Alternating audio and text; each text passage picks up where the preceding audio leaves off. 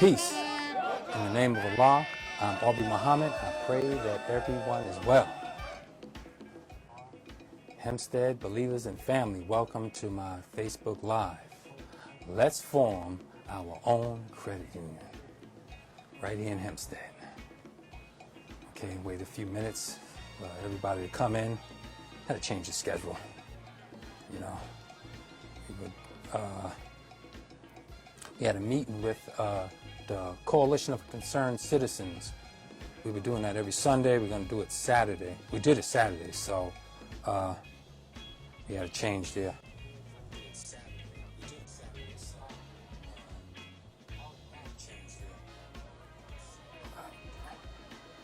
Make sure that's good. So we invite you. Come and join the Coalition of Concerned Citizens, and that's us in Hempstead, making things happen, preserving, organizing,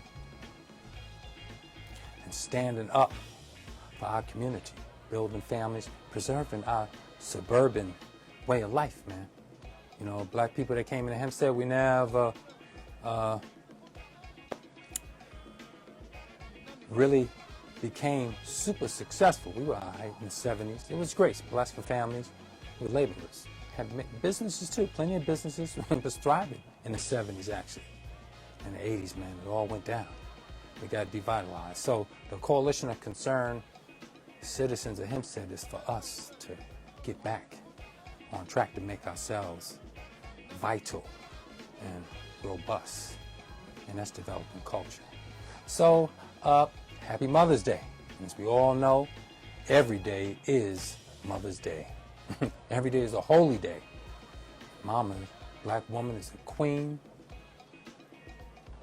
of the universe and mother of mankind. All come from the black woman. And that's proof that this world been turned topsy-turvy. Malcolm X said the most protected woman is a black woman. Stephanie Mills brought that up with her Shaka Khan verses. Said the most unprotected woman, especially in America, is the black woman. And who is it? We are the lovers, respecter, and protector and guides of the black woman, the black man. And us alone, no one else will do it. No agencies, no nothing. That's a Mother's Day. You know, my mom's, I put up the picture of her recently, that's in Avalon, of her sitting there, where she's facing a challenge there. Y'all need to help and support her, please. If every day is holy and a Mother's Day, and we appreciate her, we help those who, you know, facing challenges. We must. They birthed us into life, nurtured us. We kicked and screamed all our stuff. She was mercy and grace to us. Mom is mercy. That's why we celebrate her. We all want mercy. And my mom, she gives thanks. She gives a hug to everybody close to her, relatives, all that grew up with us, and she thanks all of you for wishing her a happy Mother's Day. That meant a lot to her and lifted a burden off her, made her feel so good today. Isn't that something? So I'll wait a few more minutes. Oh, I started late today, so, and I'm in early today. It's Sunday. I'm going to be brief because it's Sunday and this is an irregular time. But this is short anyway. So it's almost that time. All right.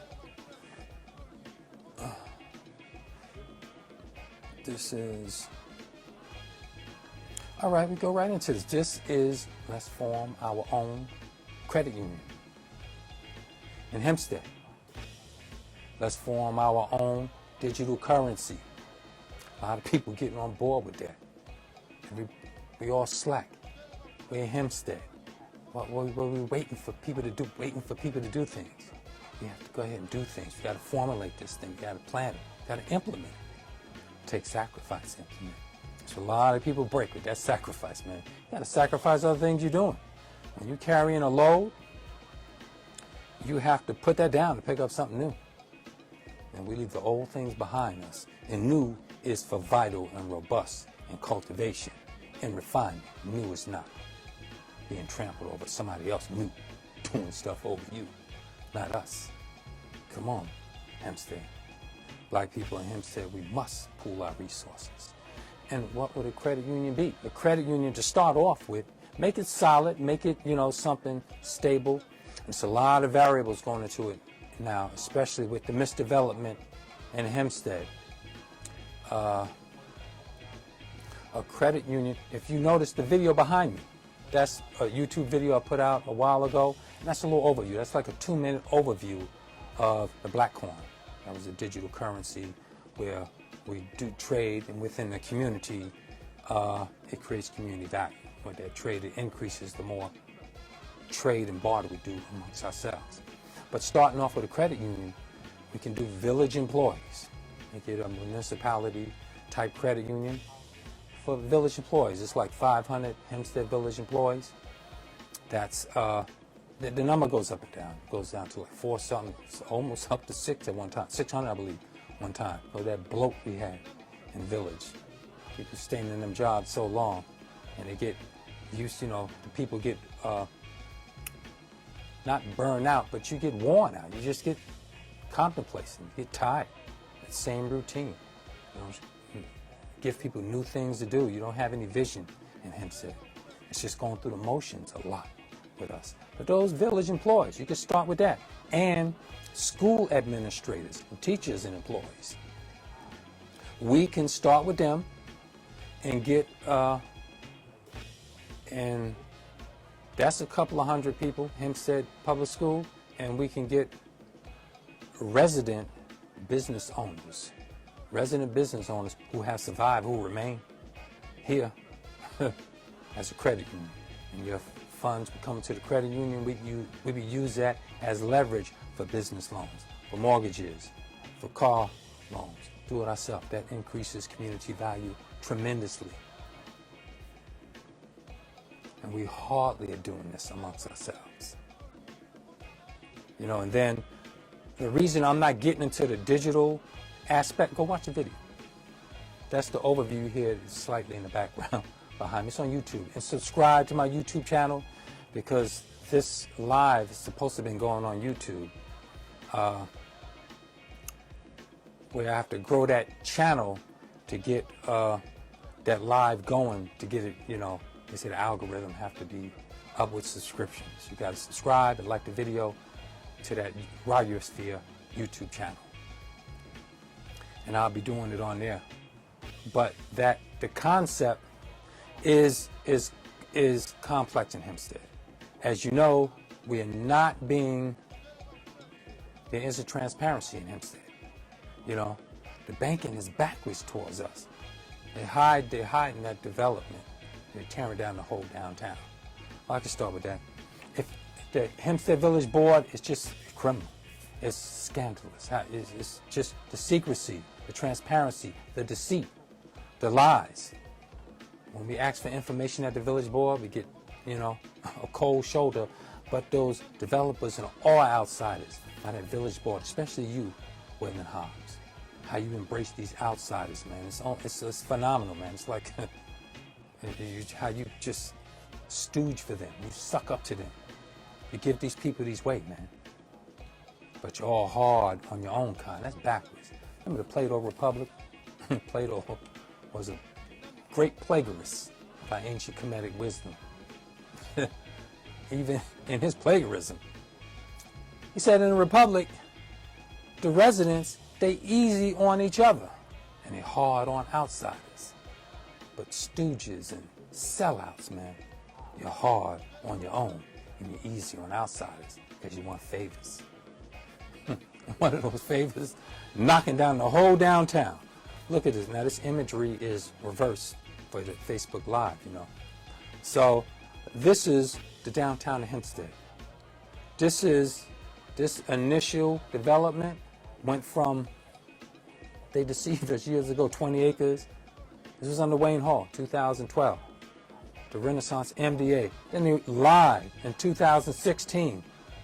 Hempstead did a paid study by Cantor out east, and I put in for that amount. I said, Waylon Hobbs, how much did y'all pay for that study for the socio-economic impact of the Renaissance MDA on Hempstead. He wouldn't tell me. He fumbled around, said, "Oh, that ain't what you asked me the first time." And I gave him the exact details on the Facebook Live that I typed, that text in, like this Facebook Live here was going to the Village Hall meeting. I texted in, give me the number that I asked for the study in the 2016 under Cantor with all the details. He said, "Oh, that's not what you asked for. Go foil it." He said, "Hard, heavy hand on us who concerned for developing things for us." They lied and said it was 32 acres. That was the parking lots alone. They lied on the study that we paid for. And Jeffrey Daniels used to throw that in your face. It's only 32 acres. What? There are no apartments. There are no housing on it. Where? We don't see it. And he would throw and that lie in your face. And I called him out as a liar for that. I roared that at him at the village board.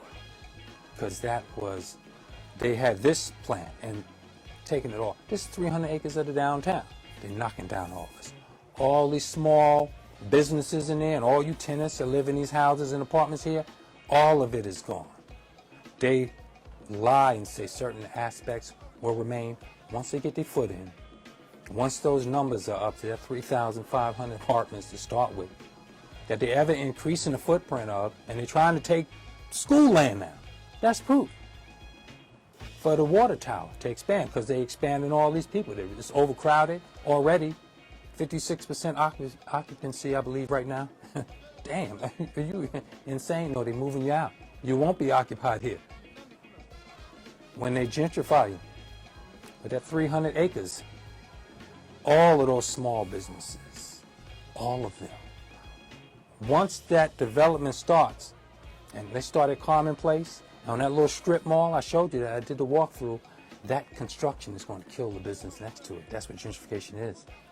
It is a domino effect. And it kills all the other businesses to give them a good face like it's incidental without them having to declare eminent domain like they did at Gravy's Point. And Glen Clove, I believe that was. They did it. It was an Italian man that he held out with his two businesses. But they declared eminent domain on him. Moved him out. That's happening in Hempstead. So that sneaky board that is stooge for Russian oligarchs financing the displacement and gentrification of us, especially Black Hempstead. They've been devitalizing, displacing us for decades, displacing us by the thousands. Thousands have lost their homes. That devitalization has been over 20 years. They owe us $1 billion. Those of us who have businesses and small homes and have been overappraised for your home, and you paying other people property taxes to the tune of over $20 million a year, you would do $1 billion in compensation in a fund. And we're going to go for another billion for those who have been displaced. The trauma that has caused with your family, your children have to find new friends, new schools. You got to relocate. Something that affects your job. You think you're a failure. That's morally killing you. And that's why it's done on purpose, to kill our spirit. You think you have failed, but you don't see a sneaky board and diabolical developers and planners devitalizing you.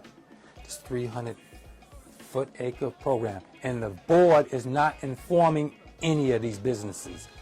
Those developers and owners have well contacted and come into contact and relationship with the owners of buildings, with the owners of properties. None of the occupants, none of the vendors, none of the tenants, all of the owners of those buildings, they have been in contact with, making offers for since 2012.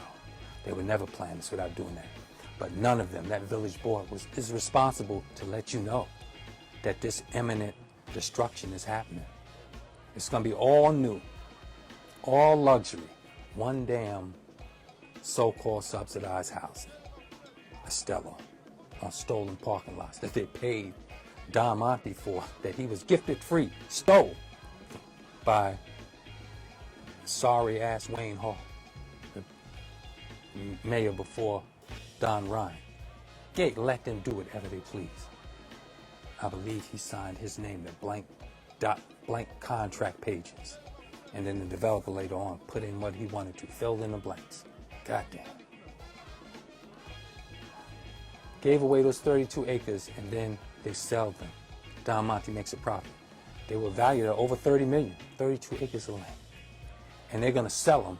At this rate, it'll be like 200 million they'll be worth. All in the pockets of crooks, land thieves. And they have not won, that village board, nor the school board. You have a voice too. You should be speaking up about this. That's why these three candidates are running. There are three school board candidates right now. Running Lamont Johnson, who's a snake, running for re-election right now for the school board, Clarion Griffin and Jolette Williams.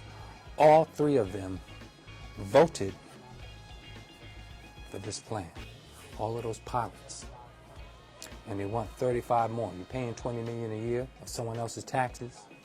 Both the apartment owners, supermarket owners, and car dealerships that are unreciprocal in jobs and salaries that pay property taxes, investment, devitalize us. They voted and they support. Well, Jolette Williams, she's off. Boy, she was in there for a year. But I was in the IDA meetings. I love you, sister. You're a good sister. And Clarion Griffin, a good sister. Lamont, you need to make some changes, brother. You got some serious challenges with your deceit. You're deceitful. You're playing both sides of the fence. And you got to be solid, man. You got to come out and make changes, man. We're in the village, man. Well, we all live here as residents born here. My mother came up here in 1961 with a girlfriend, Marcella. She always tell me that story. They were cleaning white folks' homes and stuff. Thousands of families came up. All the white folks moved up. We were up here. Your own father had the movie theater, other business and stuff. You a business owner in Hempstead, brother. Service provider. Yet you say, oh, I care for the community, and you shield yourself at that school, miseducating our babies. You're looking out for the children. You're miseducating them. There's no culture there. No civic, no sense of self and purpose, a community value. Is void, all of you. Three candidates are running that support this destruction of all these businesses. You claim you want the jobs for the community. You're killing the best jobs. Small businesses, family-owned businesses is the best jobs. Owning a home is the best generational wealth. It's best for community value. Community value is recirculating your dollars amongst each other to increase community value, which was the point of the digital currency. You support the destruction of all these small businesses, none of which will be welcomed back into the new retail space of these luxury apartments. None of them will be welcomed back. None of the tenants displaced. And that whole footprint right there. And that goes all the way to the high school. That added innovation zone that made it 300 acres. That's Main Street, 303 Main Street. That's the U-Haul over here. This is Terrace, Bedell. That whole footprint, all of it is going to be transformed for the gentry. Higher income apartment owners, not paying property taxes, subsidized by homeowners so that they could send their children to private school because they don't want to go to school with your children. Because look at you, you have no sense, no community value. You have no purpose other than to be a laborer and a consumer. So they run over you and they push you around. Lamont Johnson, Jolette Williams, and Clarion Griffin all voted for these tax breaks for undeserving wealthy apartment owners, and further supported. None of them stood up, none of them voiced. We all asked them their opinion in village board meetings and that IDA board. Lamont Johnson and Jolette Williams were members of the IDA board. They voted for all this gentrification, which is the most destructive economic and social and civic thing you could do for Black America, laborers and consumers. And that's layered on top of the devitalization that happened. Now, I mentioned that. I heard I wasn't able to go on the school board forum at the NAACP or make it to Kennedy Park.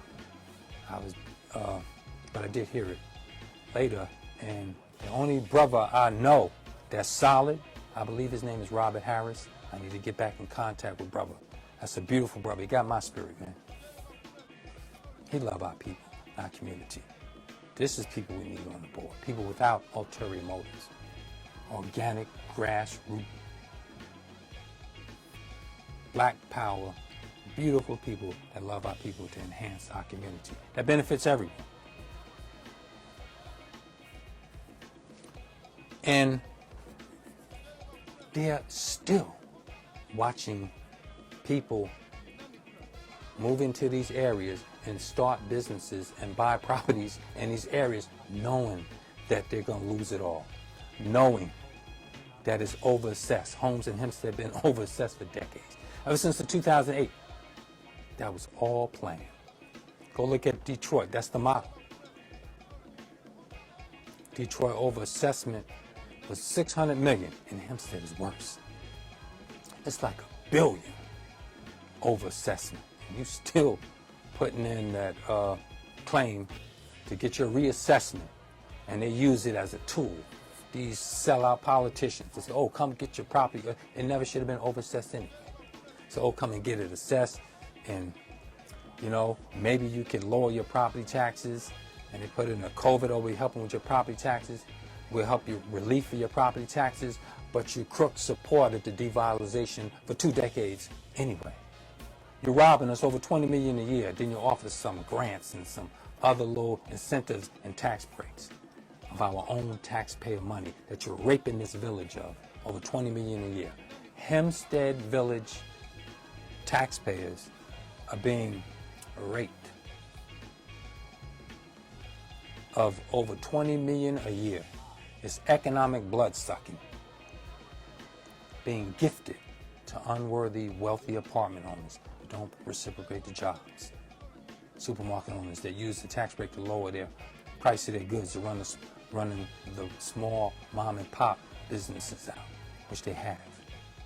They're building more supermarkets. And car dealerships that aren't training Hempstead residents for sales and marketing of those cars. We need a program to train them.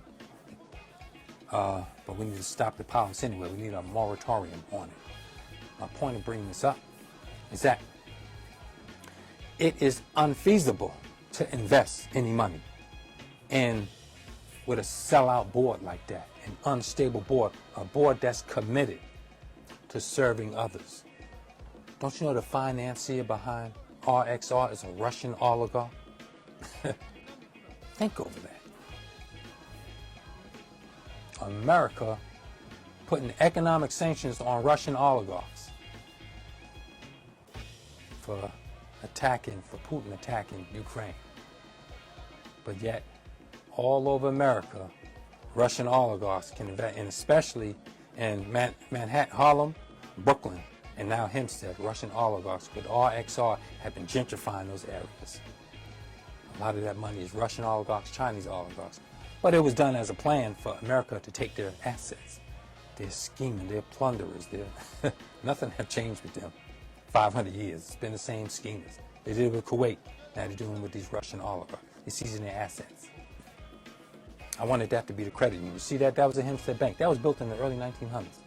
It's a beautiful building, solid. I remember as a child. I went in there in the 70s to go to the doctor. I forgot her name, Filipino doctor. I forgot her name. The doctor's office was in the basement then, and the pharmacy was at the first floor. I'll never forget that pharmacy in the 70s because they would have candy and all types of stuff.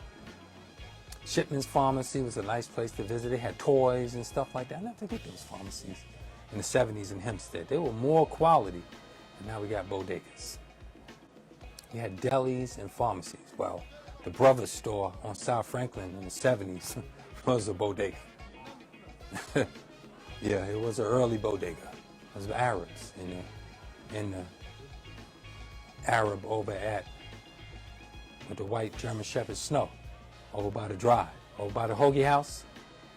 That he had that dog Snow, and he trained that German Shepherd to to bark if you walked out of there without paying. We had to take our chances going in there. But it was a peaceful dog. He was sitting there. It was a white German Shepherd. And his name was Snow. And that was in the 70s. And Brother Darrell Harvey opened his father opened a candy store next door to that. And me and Junie had little jobs in there working for him. And we didn't know what we was doing, but he just let us do it, man. He was a beautiful, beautiful man. Because we were beautiful back then, man. We had the big families and we trusted each other. We didn't know what we was doing. We ring up. It was a certain price. And he would let us in there to give us a job. That's Hempstead in the 70s. Darrell Harvey had lived over on President. I believe brothers down south, not true. And that was a little store next to the brothers. Not the brothers, next to that Arab store. And that whole property is gutted now. That whole property is condemned. All of Hempstead is, because they're making it for new people. But my point is, they're luring us in. They know good and well they're going to tear down most of those businesses. And if they don't knock out your business with collateral, construction, blockage, that's the bank I'm talking about, 1900s, Hempstead Bank. That bank is solid. That's a historical building, and it's for sale. We as a village should take properties like that, man, work out a way to make them into community resident-based enterprises, man, to develop us in the resource center, to train us in the business, customer service, doing things like that. So it's unfeasible to invest in something like this with this corrupt board. We got to get rid of the board. We should work to impeach them. The level of their deceit, lack of transparency, lying and deceit and snakish ways. Just, I call them a sneaky board. Ever since I've been going there, just sneaky things that you have to catch, you have to purge them and push them.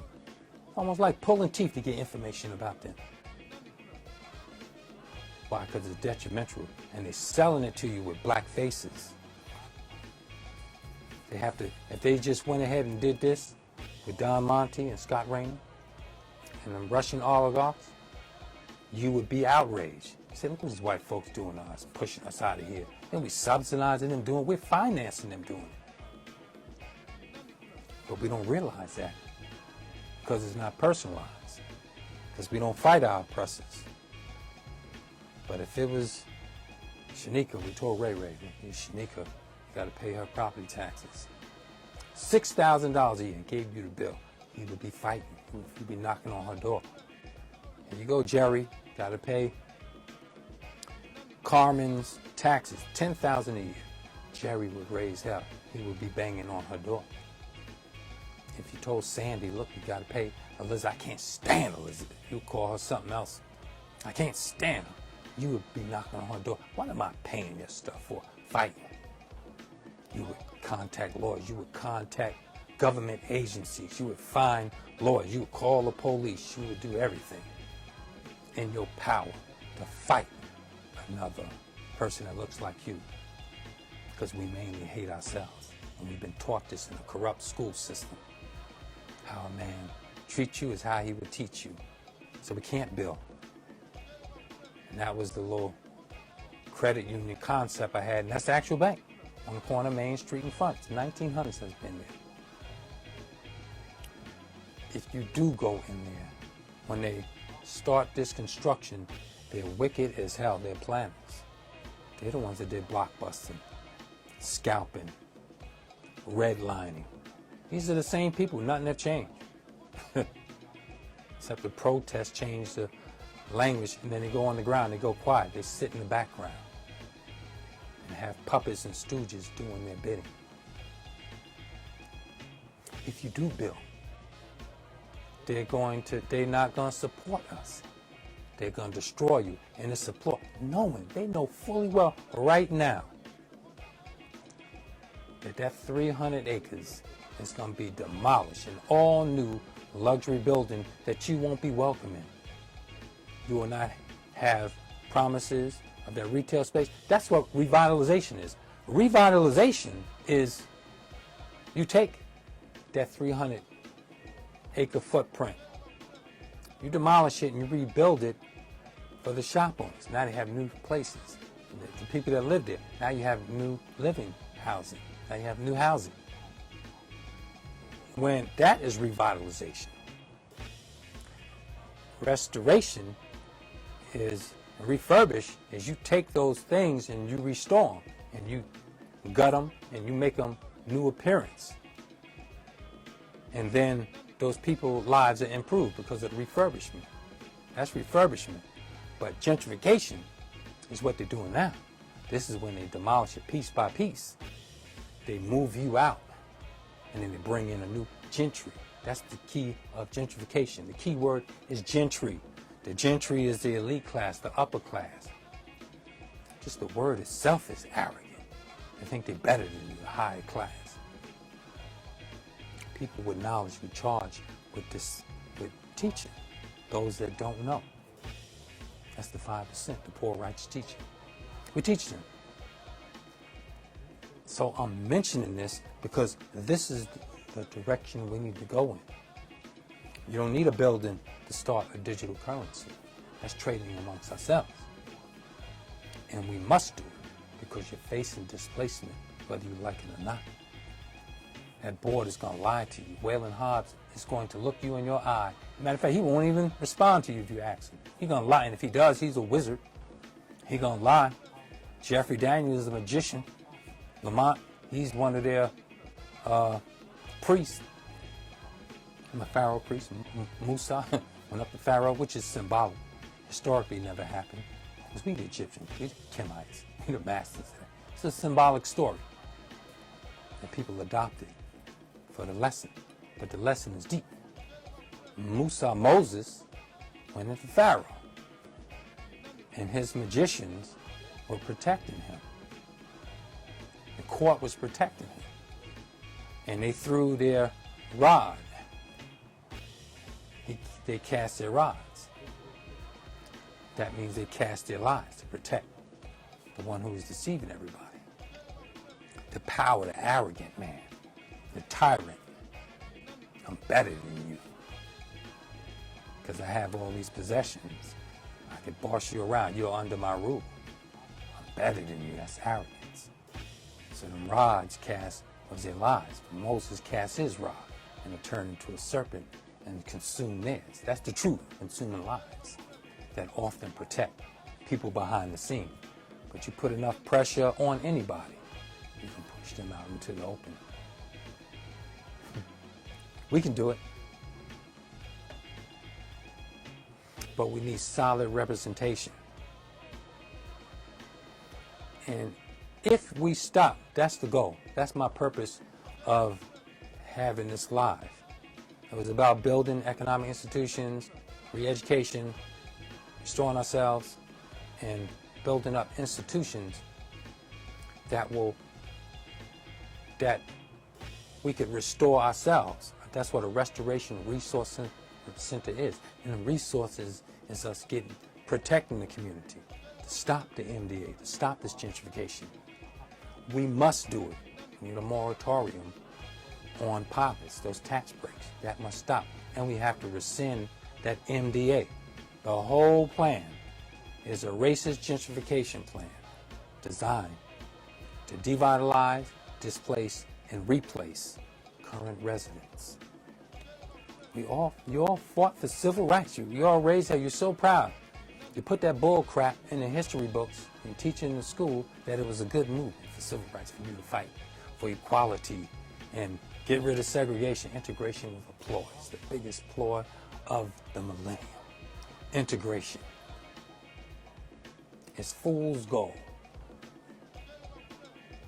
Restoration is us restoring ourselves, and we do get a credit union, grow it into a bank that branches out to build up other businesses, supporting institutions that create generational wealth.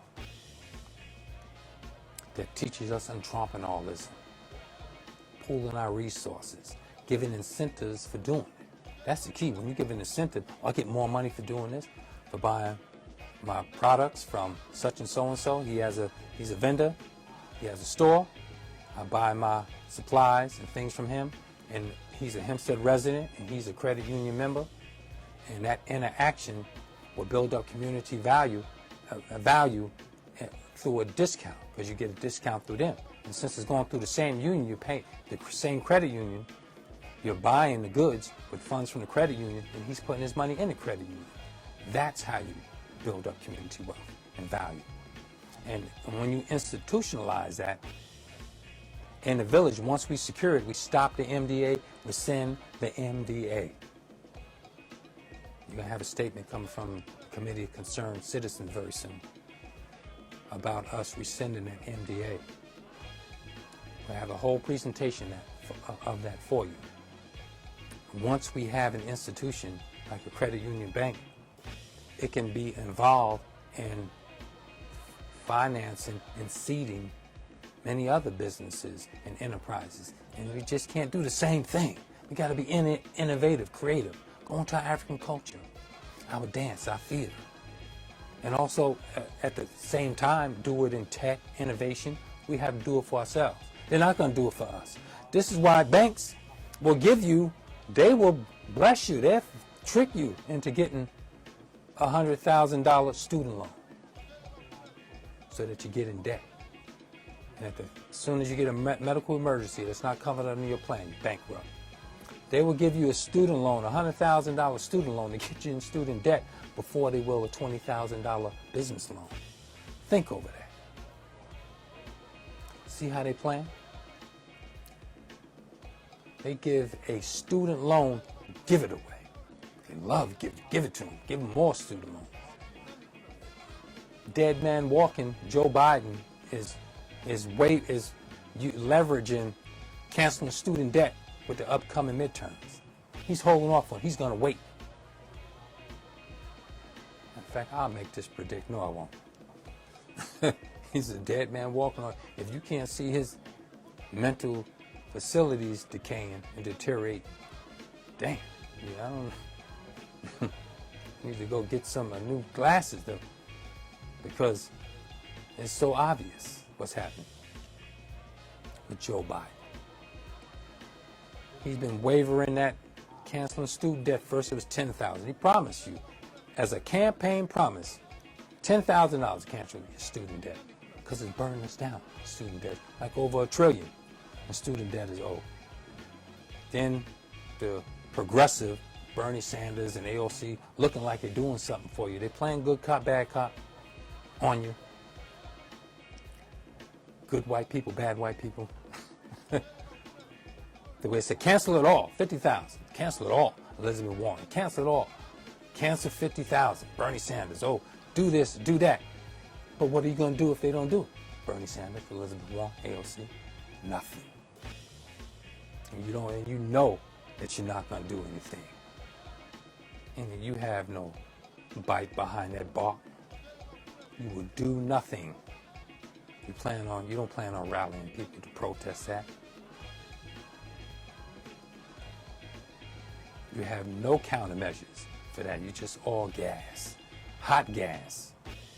We have to plan countermeasures. Our unemployment rate is 4.5% on the books in Hempstead. That's the second highest in Nassau County, with supposedly Freeport number one. But off the books, we are the highest unemployed. We do a lot of off the book work, but we suffered the most. Got the least PPP loans. All in PPP loans in Hempstead went to businesses, schools and charter schools, businesses. You can search, that's public record. PPP loans, who got them? You didn't get them. You suffered. You got a stimulus, $1,400. You don't care about us, man. You got to recognize this. They don't care at all. We must form a financial institution. The way it's a win-win. Even if your business failed, you could write it off in the credit as an LLC. You could write it off. It was financed by the credit union. That's your money. Of course, we would vet the businesses, but that's where we come in with training. With the resource center that's tied into it. Train you for business, train you customer service. Black people, we different, man.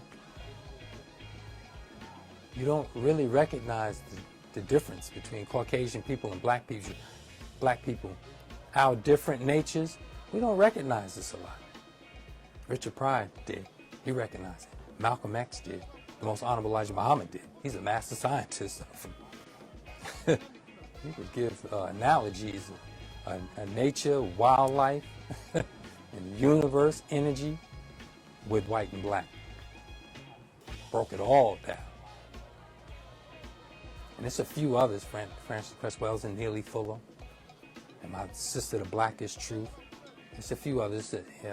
Indian sister, she goes into the nature of Caucasian people. And they took her down off Instagram. She's a proud black woman. It's original black people in India, the Nile Valley. All the civilization centers around the planet were all black. You're not taught that in school because you're not implementing your own curriculum. You don't have any measures to promote your culture. It's just an elective, man. We must invest in ourselves. But it's just a concept. If they gentrify, suppose if we took that building, the bank building, you see it coming up on the little review there. Go watch that little review of Black Coin. It's a concept I'm dealing with. If we took the building and made it a credit union, made it a resource center, it would be demolished anyway. It would be that whole setting around it, the whole store and scenery around it will be affected because they'll be doing construction. And during gentrification, those construction managers who control those workers, they are planners. They're the deep state. They set up traffic just like LaGuardia Airport. All the major construction places are unions, especially the white unions. We need to form our own black union. I got people ready to get online. Sign me up. Two sisters, they're like, sign me up. Yes, we are going to form a black union. We're going to form a credit union. We're going to form a resource center. And it must be protected because we have a board that is not protecting us. They're stooges and they're working for these planners and these outside oligarchs who want to remain in power. Excuse me. White numbers are dwindling. Caucasian people, fertility rates are dwindling. Remember that book I quoted last time from Patrick Buchanan? I misquoted the name. I think it was Death of the West. Patrick Buchanan. They are the one, Bill Gates. It's all into vaccine population control. Why are only Caucasian men, the think tanks, and have this feeling of this fear of overpopulation? Because the numbers are dwindling. Why do you think Roe versus Wade is being challenged now? Because white women aren't producing the numbers. Most abortions anyway is seductive, sneaky fox-like men with that dog nature. And we tricking women. What's that saying? A woman uses sex as bait for a long-term relationship from a man. That's a woman. That's a natural woman. And a natural man, a developed man, not developed, natural. A natural man uses the bait of a long-term relationship. I love you. I want to be your husband. I want to have your children. I want to knock down the world. I fight the world with you. You use that slick slide, you're sliding up on women, sneaking like a snake, a sneaky dog, fox, to have, we use the bait of that long-term relationship to have for sex. The aim is sex. And with a natural woman, she uses the bait of her sexiness, of flirtiness. If she think you're going to be in a long-term relationship with her, she'll offer you closeness, relationship, girlfriend, boyfriend, dating and stuff, and then sex with the aim of he's mine, because you're so proud of a real man that you think is a real man. But we operating out of our lower desires. It's to have sex. Most abortions are the result of that. Most abortions are the realization of women say, he tricked me. He don't even call me no more. Every time I see him out in the public, I got so excited. My girlfriends, and you brag to your girlfriends with your silly self. You brag to your girlfriends. He's my boyfriend. And then if they're salty and sour, that's the football star of the track team. He's the star of the wrestling team. He's the famous athlete, the jock, the school jock. I had sex with him. He's my boyfriend. And you see you with your girlfriends, they're a little salty. You excited. You're walking down the hall, and you go to his locker, and he looks at you. Oh, yeah, what's up? Bye. And he slams the door. He wanted sex with you. He didn't want a long-term relationship. And you're sour, you're salty, you're bitter. I thought he loved me. And you come to the realization, I've been deceived. So instead of you making the decision to close your legs, to try, man, to have your father, if you were blessed to still have a father today, a developed father, developed man, to vet the man for you, or protecting uncles and cousins, that's the beauty of an extended family that they're destroying, that they have destroyed in us. It's all tied into this, getting rid of homes where you can't have a family. Don't give you incentive and the structure to have a family, to support a family. So you don't have that family structure that would challenge a man to hold him accountable for what he's proposing to you. You don't have that, so y'all just shotgunning it. Y'all just playing wild cards, playing games with each other. But you pregnant. He moving on to do it to another girl that he sees sexier than you. It's more of a prize, playing hard to get. Y'all are children, man, playing games with each other. But that child doesn't come out of you because you're silly behinds playing the game. And instead of you making a choice to vet that man to prove that he's going to be in a long-term relationship with you, that's the whole family structure, to vet and test a man like that. A woman, the best tester of man. Not a child or little girl that's wooed by sweet words and all softness in public, especially if we corner you in the public. Pin you against the wall, say, hey, sweetie, beautiful, come on with me, I'm going to be yours, and that public display, you love it. So instead of making the decision to vet a man, to have an institution to protect you against false, that's perjury, perjury, you go in court, perjury, that's the time. And the American police are paid and trained to lie. But if we lie, a citizen, that's perjury. You go to jail. So he's committing a crime of you, a crime of passion, a crime of lust and want. So you failed in the decision to vet the man. So where do you make the decision at? In a doctor's office. To kill the baby in you. You're taking it out on him. And if that baby survives, this is the result you see out here. Abandoned children. As an African proverb says, that when you abandon youngsters and you throw them out the village into the cold and the dark, that child will burn that village down to feel its warmth and comfort. It's a vicious cycle. The numbers are dwindling. That's my point.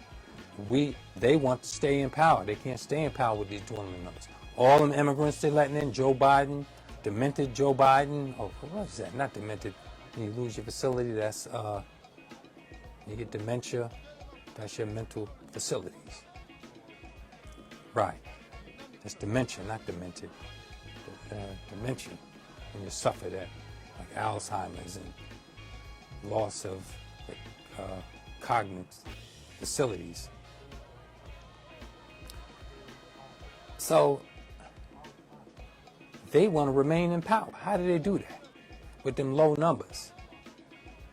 They don't let you focus on them. You focus on these outsiders, immigrants. Joe Biden is letting just immigrants come all in the country. These are labor. They did the same thing to us 100 years ago. That's why them white unions was formed. They're racist, man. These are diabolical demons and masters of divide and conquer. We were the cheap laborers, working on the trains, waiters, sanitation, all the low, so-called low caste, menial jobs. That was us, black people. Even up to World War II. Anytime a black professional came along, it was celebrated. The first black this, the first black that. Boy, we done had a job done on us.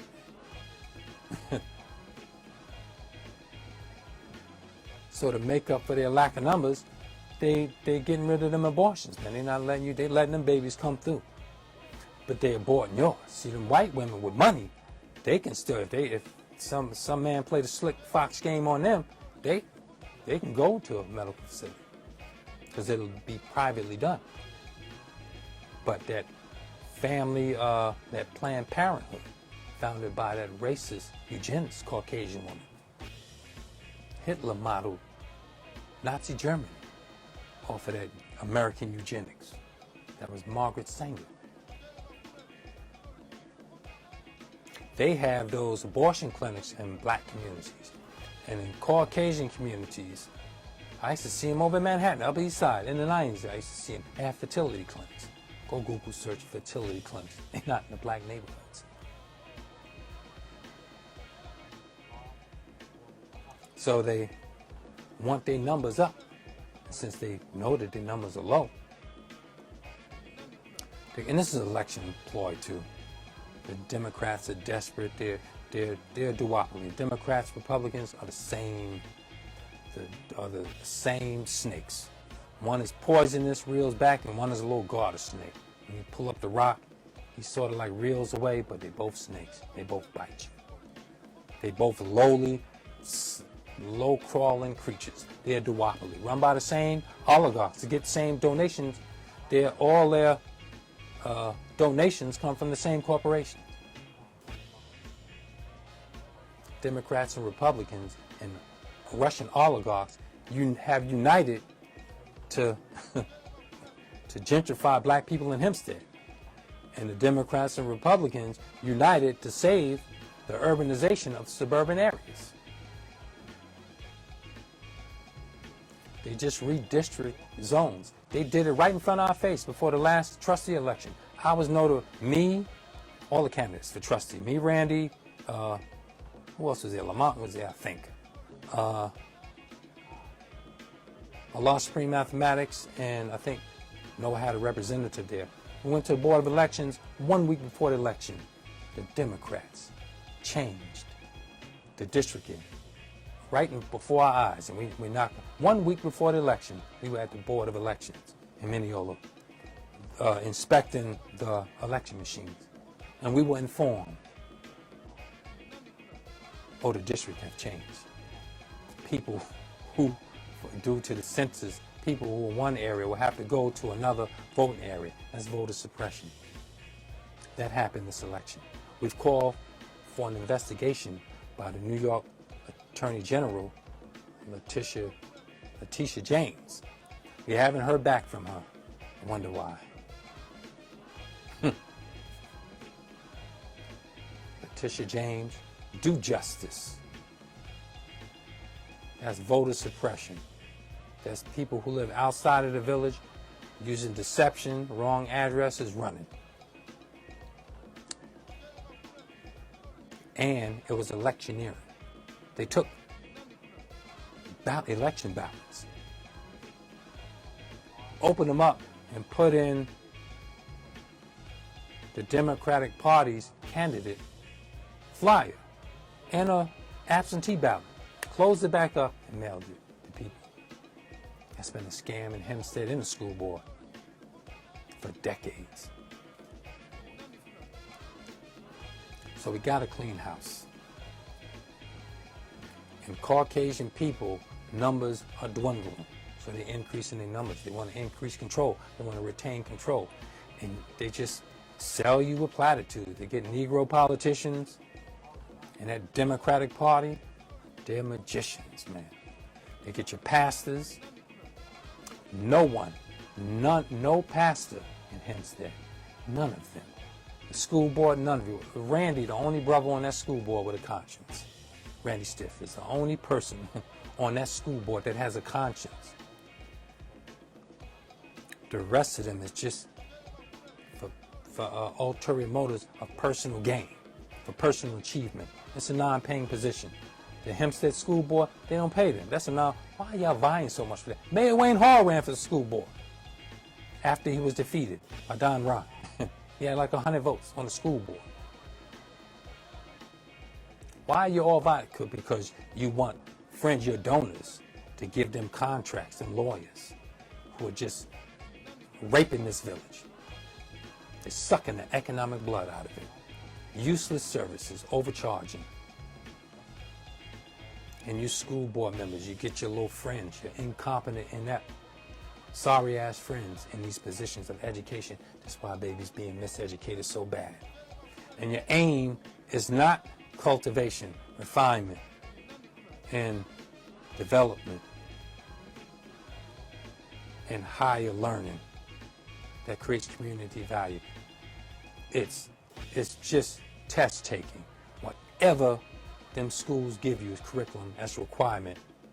You had 37% years ago of miseducated Hempstead school children.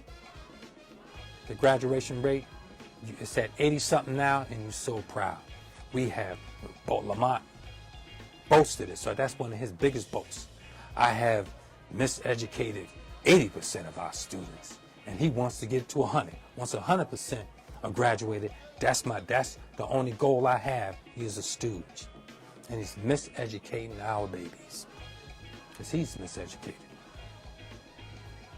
It's the blind misleading the blind.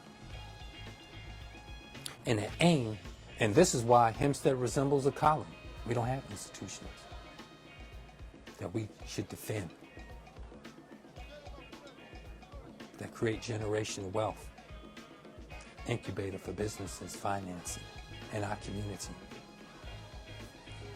Because you're colonized. Your mind is colonized. But that's quite all right. Because they plan, like I said, and Allah put his plan right on top of theirs. All right. Let me segue. Let me get some questions. Okay. I know. Okay, this is from Stefano Pruitt. Okay, let me grab a question from you, brother. First step. That's a long question, brother. Let me get a little shorter question. Okay, balancing a budget. We are masters at that. That's right. We are our own solution. Brother is throwing off comments that are awesome. Brother Stephen Pruitt says, kings and queens set our high standards. We got to do this. Creating and security our own financial future. All of that. That's right, Aubrey, talking about having and being financial power block. That's it. We can do it, man. We don't think we can do nothing because we got to break the constraint of the public education. Now, I've had pundits throwing at me, well, it starts in the home. It don't start in your home.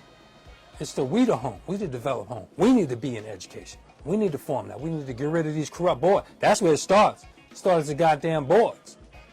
Putting develop and cultivated homes in schooling, in politics, in civics. That's where it starts. This is why you all keep vying with each other. You see it's such a great opportunity because everybody's asleep.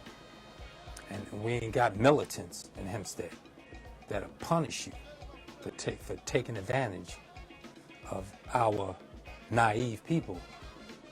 They trust you. You are the gatekeepers. But your sorry asses keep the gate open. You got the gate wide open, letting anybody in and out. That's why anybody come through here doing what they please. Because you're weak board.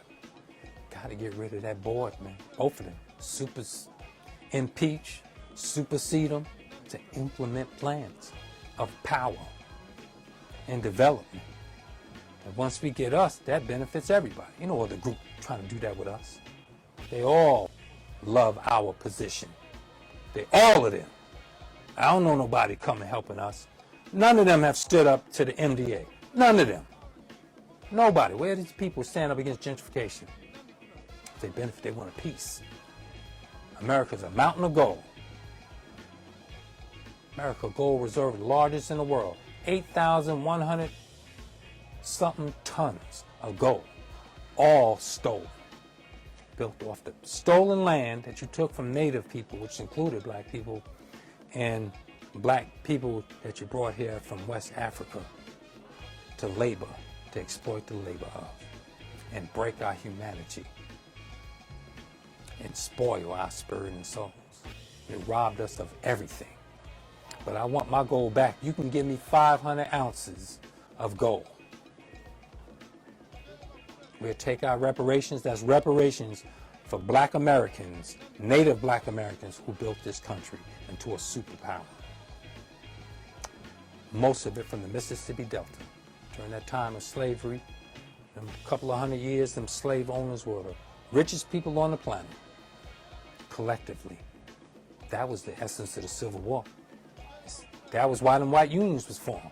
Remember I was talking about us coming up as laborers? World War II, we were the menial servants. We would take any job.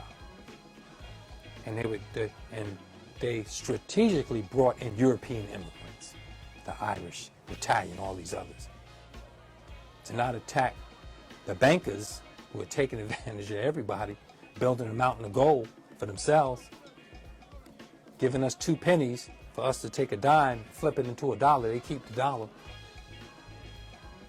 These immigrants were opportunists. And we were greater opportunists. We were the most, call us lazy now. We were the most industrious people on the planet, the most creative. We had the most patents. We were the most genius, the most talented on the planet. Black America. That ain't for a chance. That wasn't breeding. They misbred us. That's because we the mighty tribe of Shabazz. Thank you, Black Jesus. Whose rise is coming once we accept ourselves.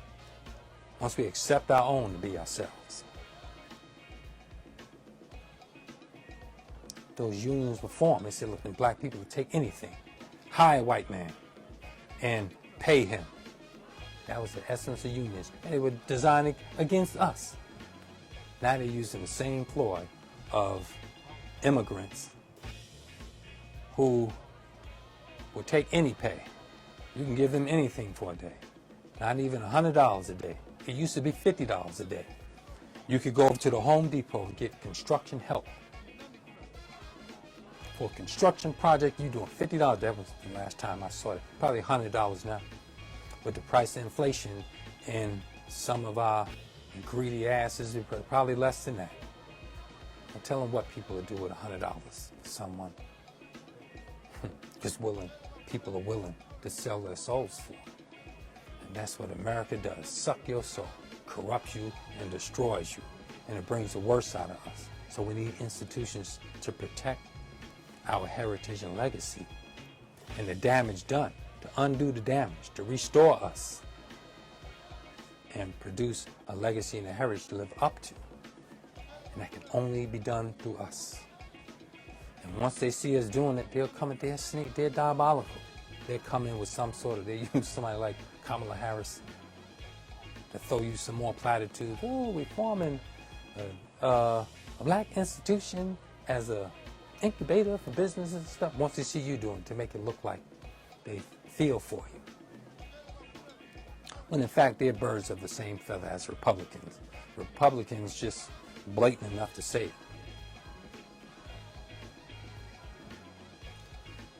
So that's about it, family. It's 8/11. I was going to be short today because it's Sunday. And that's for us forming our own credit union, which we can do it. Any other Oh, Chris Webb, good stuff. Right on, brother. Chris Webb. All right. Yeah.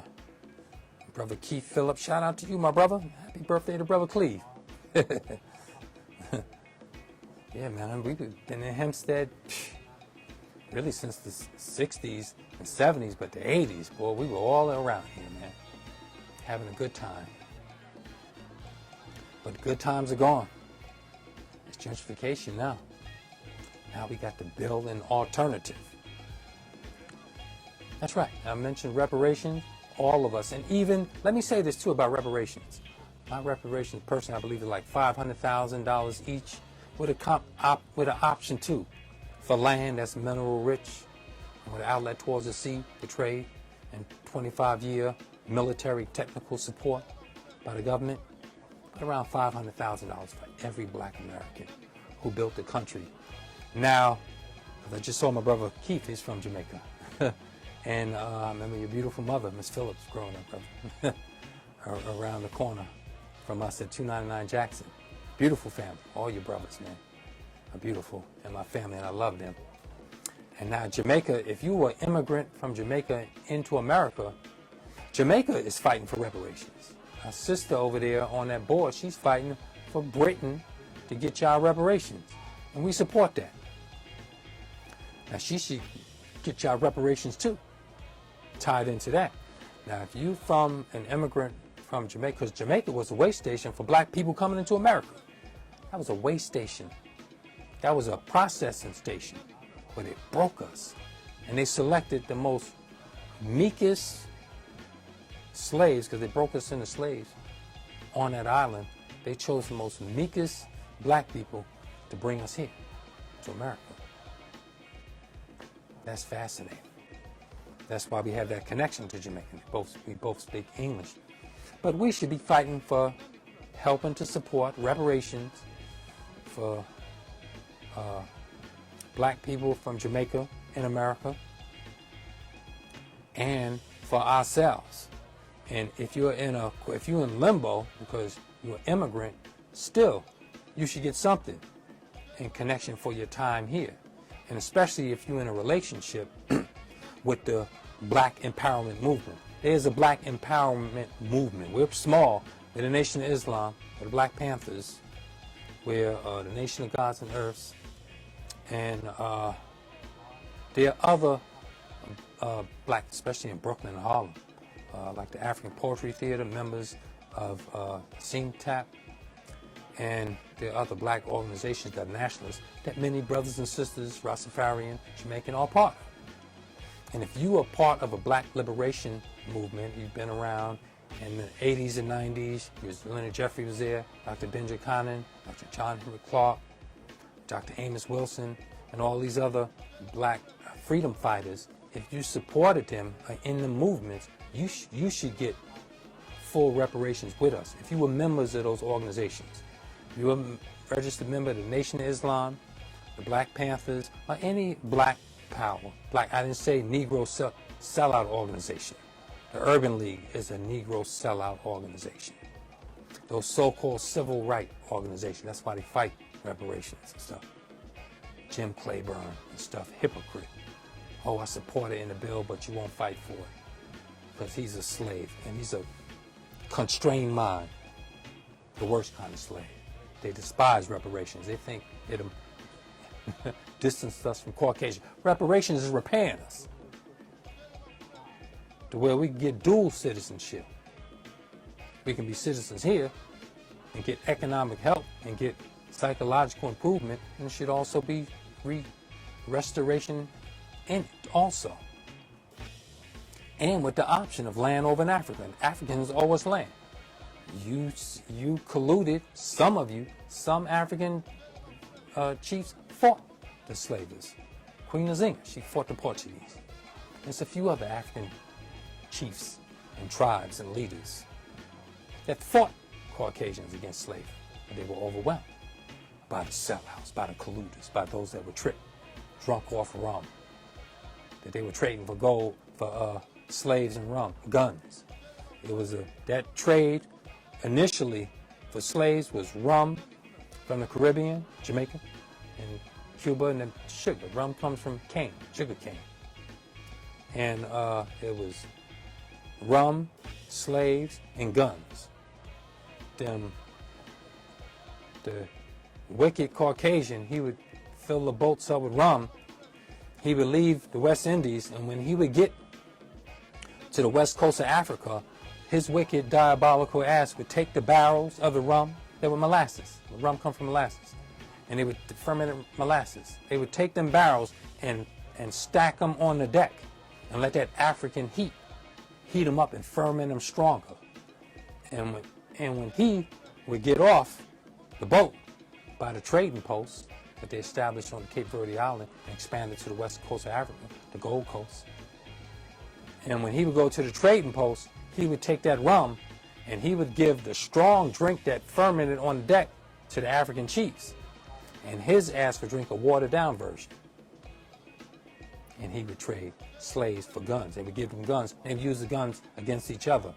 Some of us, and most of them African chiefs anyway, were the product of Jewish people from Spain that went to the Cape Verde Island and raped took black African women onto that island and raped them and produced princes. They've been doing that for 6,000 years. They did it in the Nile Valley, in the Indus Valley. It's superstitious and foolish, most of us, black people, African. They would take and he don't have no religion. Caucasian, he numb to God. He hate God. He hate what he done for him in nature. He don't like the deal he's been given in nature. How the sun tears him up. And it's a longer story of how all the animals attacked him when he first came out of the caves. The big cats, the wolf up in Europe, attacked him. They did that to no other people did that happen to, except Caucasian. And he hides them. It's in some of his myths and stories. But those princes that were the child, they were Lakanda Jews. Christopher Columbus was such a Jew. That's why you have that hidden, that secret history, that dual identity working. That's why they locked him up in jail for that. Playing both sides. I believe it's Portugal and Spain. Those princes were the Africans, selling Africans into slavery on that Cape Verde Island. That was a major impact. And he would take the guns and get the African chiefs drunk to go sell their prisoners of war, which is a whole different kind of servitude. Just what happened to us in America wasn't slavery. It was the making of a nigger and a Negro. It was scarring our souls, raping our spirits, destroying us, destroying our humanity. The label, you would burn us out in 4 or 5 years. You're slaves. The worst part was robbing us of the knowledge itself. That's the worst robbery that could happen to a person. Says the Most Honorable Elijah Muhammad, the worst robbery that could be accomplished is to rob a man of the knowledge of himself, leave his mind in ignorance and darkness. They said that on the Senate floor, we removed all the life from the slave's mind. And that same gimmick is used today in black America. We need reparations. In the 80s, when you went into the store, what was in the black neighborhoods? Malt liquor. What was in the Caucasian neighborhoods? Beer. They didn't sell malt liquor. And they didn't sell malt liquor in white neighborhoods on Long Island. The cigarettes. They put menthol cigarettes amongst us. And they put the Marlboros and the Winstons amongst them. Menthol cigarette, when you're smoking a cigarette, menthol opens your lung capillaries to let more of the poisons in. That was done.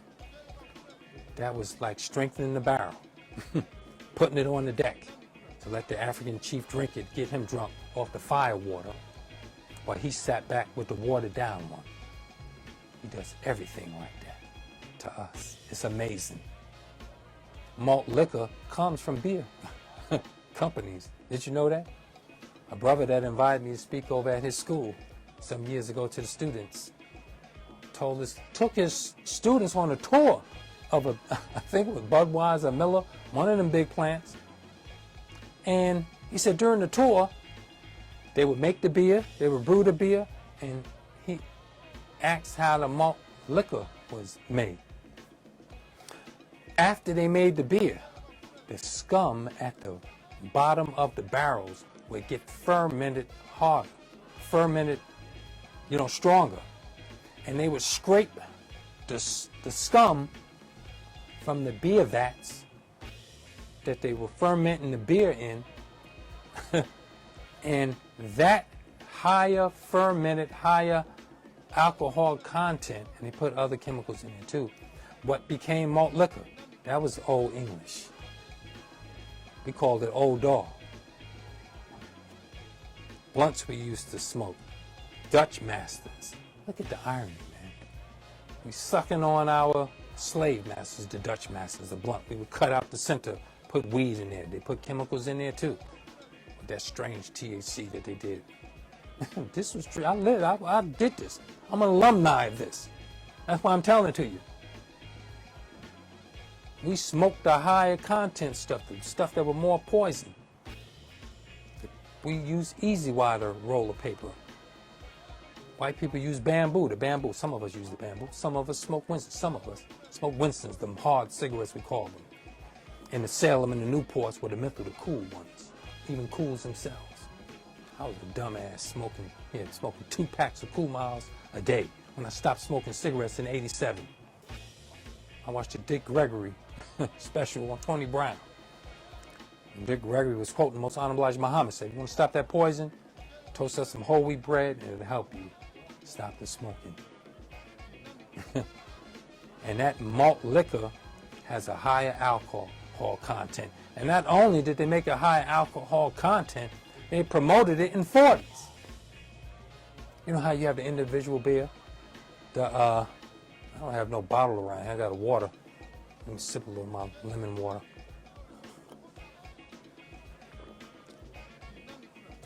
Beer came in the bottle, but the 40s, the Coke 45, they came in the bottles too, but they had specifically 40 ounces for us. 40 ounces was malt liquor. All of the beers, they put higher alcohol content on us. We didn't drink wine. We didn't drink Chardonnay. We didn't drink red wine. We didn't drink out of the other ones, the table wine. We drank wino wine. This is the same people. They did the same thing with the wine. Ripple and Wild Irish Rose, Thunderbird. This was wino wine. We used to go through that stuff. All of this was in the black neighborhoods. Wild Irish Rose, Night Train. Listen to the names of this stuff, man. We was crazy. We consume whatever we're fed, and they fed us the worst, and they poison us, and they target us with this. With that racist stuff. I just took a picture of that promotion, how they promote all of these vapes and stuff more in black neighborhoods. And they use imagery of black people. The wino wine, they aimed at us. The malt liquor was aimed at us. Even the weed was different. The cigarettes, the menthol cigarettes were aimed at us. And we used to stereotype each other by it. You go to a crime scene and you see a pack of Newports and some Coke 45. You know it was Leroy. And you go to the crime scene, somebody left a bottle of Beck's and a pack of Marlboros, you know it was Chad. They did that with everything. Why? Because we trust them. We consume whatever we're fed. Our clothing. They got us in all the skinny clothing now. They slipped it on us. Everything operates in cycles, and they let them control the cycle. And as Farrakhan had that quote of, "He who prescribes the diameter of your knowledge controls the circumference of your activity." This is how they're getting over on us. And the worst part is we trust them. This is why we let others develop for us. We got to break that cycle. This got to be taught. Did you learn this in school? Good brother, he took his students to the thing. I had offers to take students out to different places, institutions and stuff. Hempstead don't have school buses. We walk to school, which is a good and bad thing. Walking is healthy and good for them, but it's a colony. It's not a community.